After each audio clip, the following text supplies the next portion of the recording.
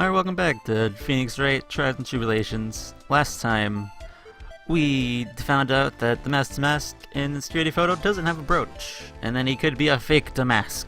But, so let's continue. Yeah. Anyway, Sarah's here, as you can hear.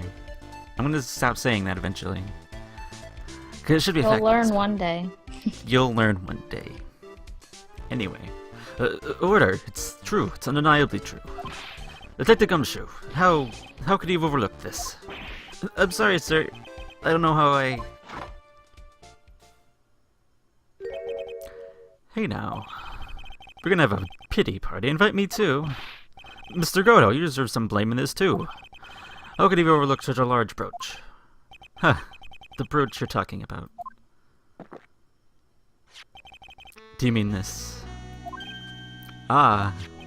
That's Master's brooch. Where did you find it? I've always had a good nose for evidence. I got it at the crime scene. He stole it. He stole it. He's the real Master. Anyway, it was hidden in the shadow of a big female Buddha statue. Buddha statue? You must mean the Emmy Faye statue. Why didn't you tell me about that, sir? I always put evidence in my pocket. Wow. After all, it's a safe place for crucial evidence. Okay then. Okay. This guy is one cool customer. I'll say. Yep. It's a little early to be shaken up, little lady.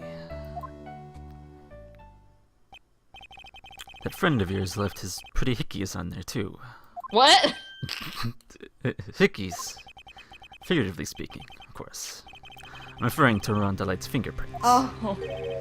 What? What? The defendant's fingerprints are on the brooch. Well. Order in the court. Mr. Godo, let's see that brooch. I'm going to attach my metallic girlfriend here. Take good care of her.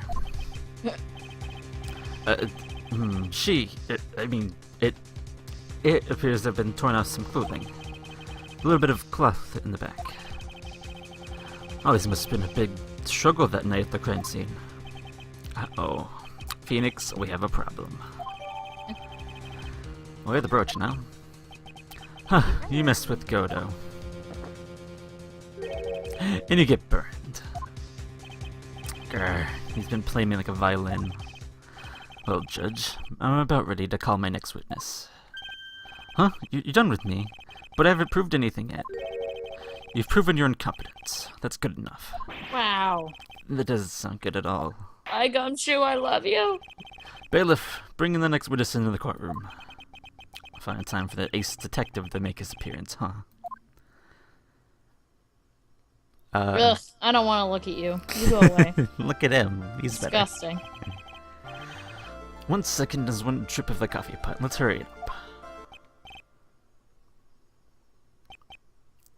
At least now you can tell them apart a little bit. Shh! Silence! Hehehehe. Now I see. It's all becoming clear. What's clear? Xavier! The truth has once again been elegantly revealed to me. What we have here is a judge and a prosecutor. A coffee maniac at that. Am I correct? Well, yes, that's right. Huh. Not bad at all. You're the first person that's been able to penetrate my secret veil. Well, Sir Prosecutor, let me introduce myself. My name is Luke Atmey, ace detective and rising star illuminating the heavens. Boy, these two make a perfect pair. Yup. Either be best friends or they'd tear each other's heads off. For the night of the crime, you were all alone in security detail. You've heard correctly. My specially made monocle is worth more than 100 detective gumshoes. What? Well, I mean, to be fair, it is a little impressive that he's getting it to stick within his eye, but it also looks like a magnifying glass. Yeah, and it doesn't have It doesn't have like, a chain attached to his it ear. doesn't have a chain. Or to his coat. He doesn't need no chains. You can just put it in his eye and it stays there. Detective Gumshoe is worth anything, that is. Why was this guy all by himself anyway? Must be some reason. I'm sure of it. Well then, tell us what this Mr. Monarch's witnessed. What I witnessed. It was approximately 1 o'clock in the morning, just after the date changed. It was my art nemesis, the infamous Master instantly descended upon me. As I began to turn, the coward struck a fierce blow upon my noble head. Darkness swallowed me before I could land a single strike. When I woke, he was gone. 30 minutes later, I used an emergency phone to notify the police. Why 30 minutes later? 'Cause he was knocked unconscious? No, he woke up and then it was 30 minutes later. Maybe. I don't know. Oh. Yeah, So, I guess. you didn't get a clear look at the criminal. My specially made monocle never misses a thing. However, that is limited to things that fall within my own visual range. But of course, that's only natural. I fail to see why the witness seems so proud of his performance that evening. Well, sir, old timer, let me explain. We're not speaking of any ordinary thief, but the king of thieves, the great Master Mask, my archenemy. That's what my instincts and years of experience tell me. Very well. Proceed with the cross-examination, Mr. Wright. I don't even know what the first word was. Okay. I don't think we need to press that. I'll pass on that for now. Maybe this one? Maybe this one. You didn't see the criminal's face when it happened. Well, that's the difficult part, how should I put it? I saw his mask. That's all I can recall. That's not very solid as testimony goes. However, unfortunately I had a third monocle, the security camera, at the ready. It captures the image perfectly. This should be sufficient, I believe. Well, as long as the photos are authentic, I don't see a problem here. Well, Mr. Goddard, do you have a problem with the photo? Good. Let's continue with the testimony.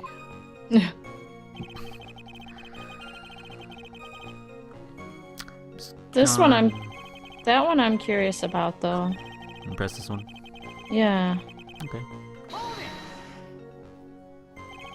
Attacked and knocked unconscious, and you weren't able to do a thing.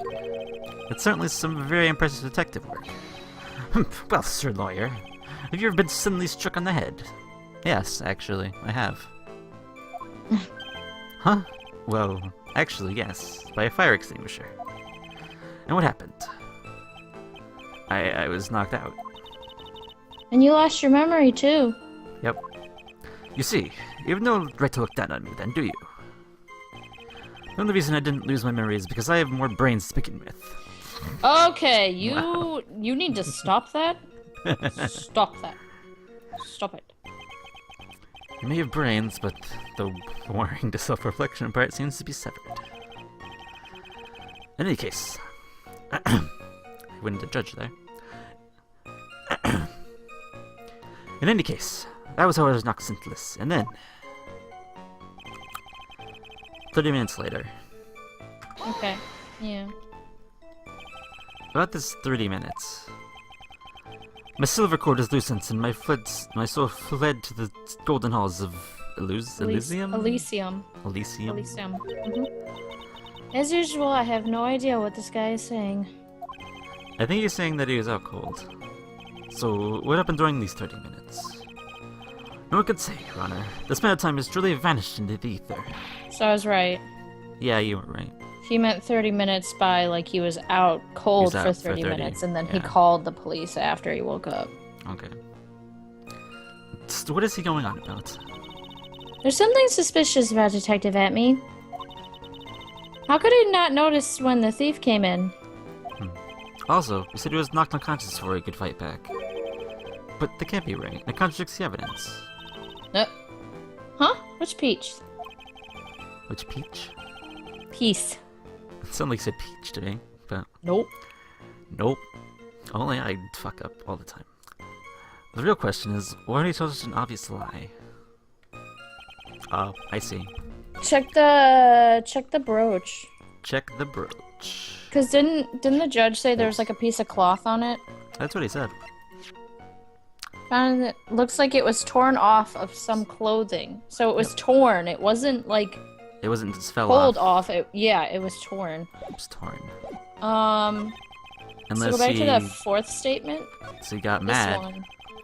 And he was like, fuck the brooch for no reason. You've had done something.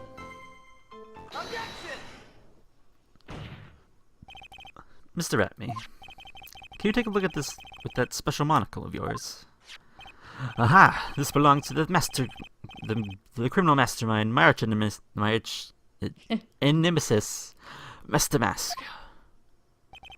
It is, in point of fact, Master Mask's brooch. It was found on the floor of the basement of the warehouse. I wonder how that happened. Elementary, my dear lawyer. Obviously wasn't glued on well enough. Not quite. It clearly still sounds of being ripped off a piece of clothing. Ripped off? Ah! We only deduced that the thief struggled with someone that night. That's the only thing I can think of. And there's only one person that was in a position to have struggled with the thief. The only person on security duty that night. You, Detective Atmey. Eric. Uh-oh. Detective Atmey was have fought with the thief that night. So, why do you lie in your testimony to the court? Witness, giving false testimony is a serious crime. No. Wait a moment, Sir Old-Timer. Don't talk about me in a nursing home. I just remembered, Your Honor. I was just confused that I've been doing so many cases lately. The true measure of a man is the amount of work he does. That's what I always say. Nick, you can only handle one case at a time, isn't that right? That's true. You talk too much. Be quiet. Be quiet. Be quiet. The adults are talking. She is an adult. Witness, Joke. are you saying that you and the thief fought? Hold on. That's quite enough, Your Honor. Excuse me? Save the big questions for the testimony. That's one of my rules. Indeed, I understand. I, Luke Atmey, agreed it completely. The fight with the thief. Indeed, it's true I looked away from that door for a brief moment. However, Luke Atmey cannot be so easily discombobulated. Unfortunately, the thief grabbed a weapon from the side and rendered me senseless. A true gentleman fights only with his fists, but they're not enough. His first blow struck true. Bam! And that's all she wrote. What? So, in the end... So just, that whole thing just sounds like completely, like, nutso. What? I don't know. And he didn't even mention ripping the brooch off. Yeah. Still, so... So, in the end, you had cast a glimpse of Master Mask. Correct. He was doing his third crime that he struck me from behind. Oh. Huh. It seems that my memory has become a tad jumbled, so to speak. Well, that's certainly understandable. I myself always get confused about which testimony goes to which case. It's not good. That's not good, Judge. That can't be good. Fight with the thief. Okay. Well, wait a minute. So his second statement was, however, Luke Atmey cannot be so easily discombobulated, but he just said, "Oh, I got things mixed up in my head." Like, didn't you just contradict yourself? What? He did. I'm gonna press the weird. statement because of that. What does that mean? Oh, Phoenix, come on, Phoenix. you're not asking the important questions here. What does that mean? Discombobulated. Young people these days, they really irritate me. They love Ageist. Ageist. They love perfectly good old words to die until everyone forgets what they mean. Sorry, but what exactly does it mean anyway? No, I forgot. What was I saying? Jeez, better than old people forget what they were saying 5 seconds ago. Well, looks like we've cleared that up. You can go on with your testimony. Okay. Okay. Grip the weapon.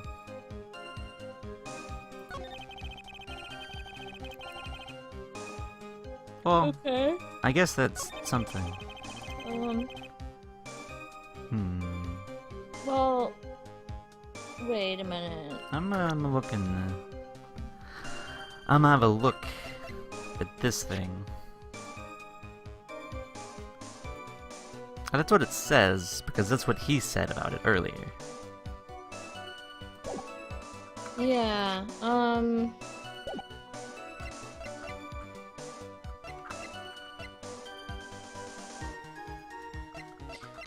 Oh, yeah, let's security photo.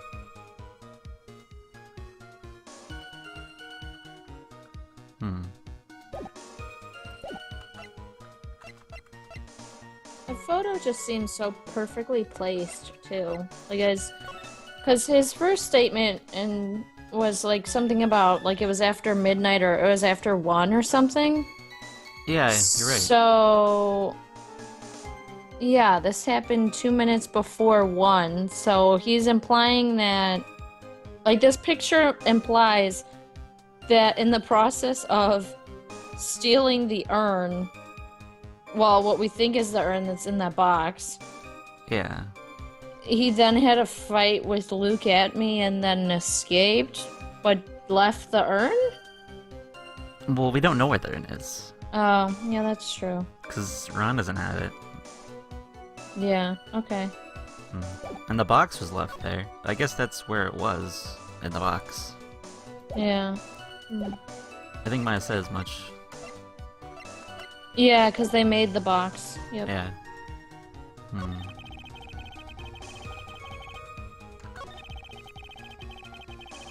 I guess for now, we'll press this.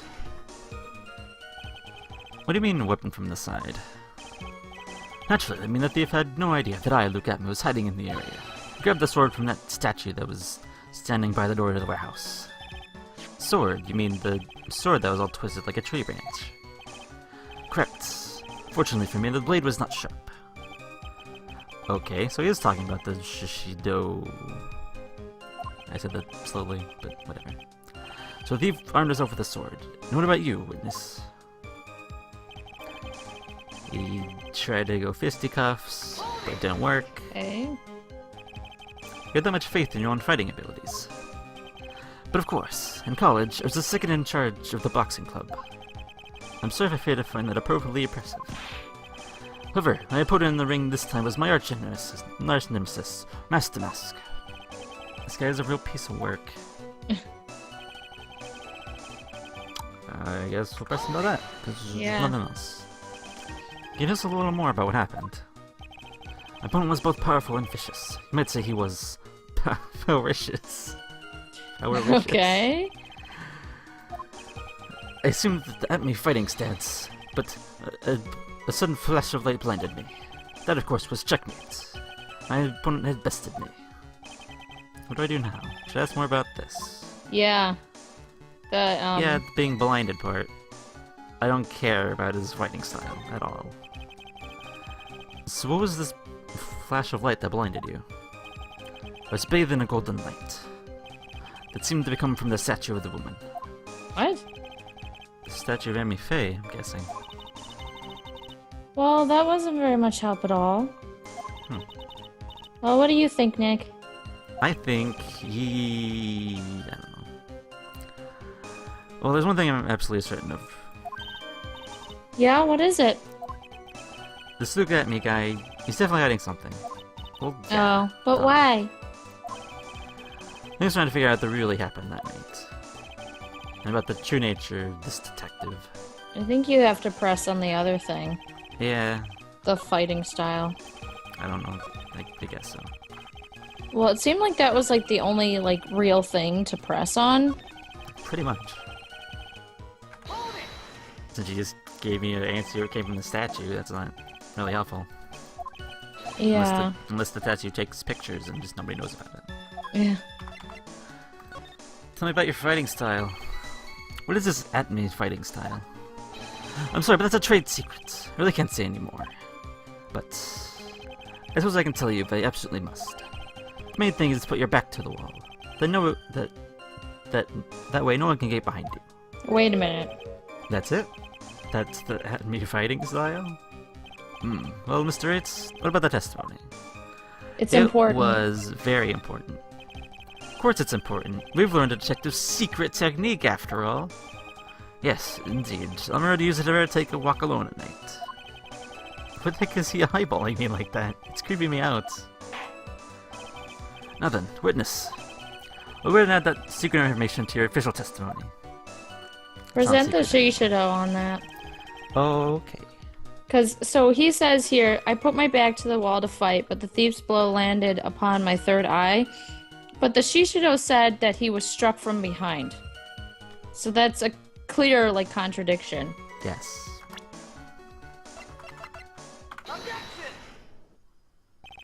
Detective Atmey, your testimony is crumbling like a house of cards.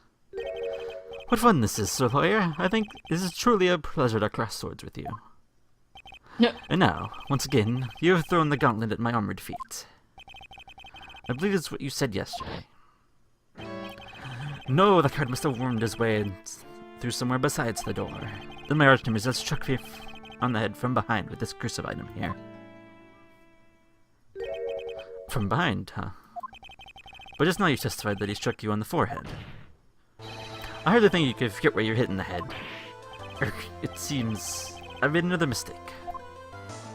Yes, you did, Pinocchio. Detective Atmey, that's not the only strange part of your testimony. What do you mean by that? For example, the very fact that you hid the calling card from the police itself is strange. It's almost as if you were afraid they were going to help with security. Geniuses such as myself will have been misunderstood. How sad. That's wrong. Ooh. Oh. To err is human. To forgive, divine. Humans aren't machines. They have souls, feelings. They live, they die, they love, they hate. And yes, they even make mistakes. Hey, hold on. It's not as pretty as that. Really? What is it like then? I always chase a riddle down to the end. That's one of my rules. This is it. This might just be my chance to turn things around. Mr. Wright, what exactly is you're asserting? Very well, Your Honor. The defense asserts that Mr. Atmey is no ace detective. This Mr. Atmey is a fake, or Mr. Atmey is Mr. Mask. I think probably the last one. I think the last one. The answer is simple. It's all clear to me now. Detective Luke Atmey's secret identity is actually Master Mask. Argue. Order in the courts. Mr. Wright, what is the meaning of this? And we'll find out the meaning next time. I think it's pretty obvious, but bye! Bye, it is.